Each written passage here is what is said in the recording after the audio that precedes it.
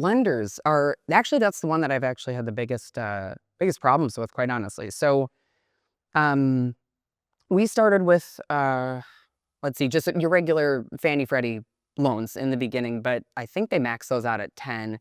And it's a little bit hard to continue down that path with cash flow. There's restrictions, and even if your properties are cash flowing, they won't lend to you. So we had to get a private lender pretty quickly. And the one I use now has been wonderful.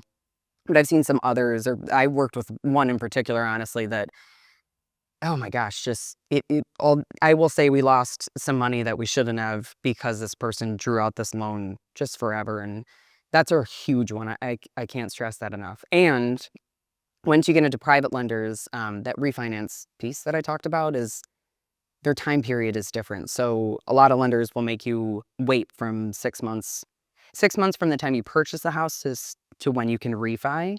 And that's my money tied up. So if I'm waiting a full 6 months, I can't start on the next project. And the lender I ended up working and still work with today will do that in 3. So there's nothing illegal about it or anything. As a private lender, they can do whatever they want, but they just have restrictions. So it allowed us to go much faster when we found him.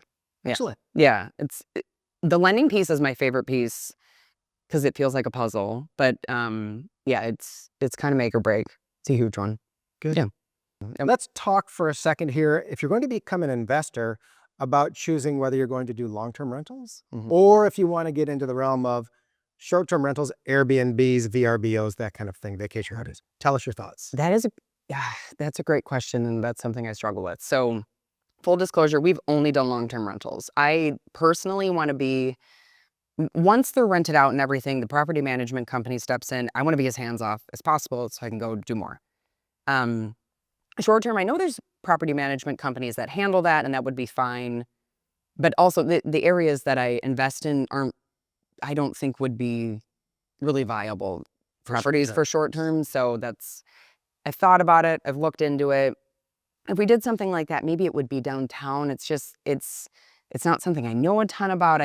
The areas that I know really well aren't really short-term areas, if that works. I am tempted. I know the cash flow is a lot, but I also know there's a lot of risk to it. And again, once they're rented out, I want to be as hands-off as possible because you want to build net worth and more cash flow. And to me, that's more sustainable.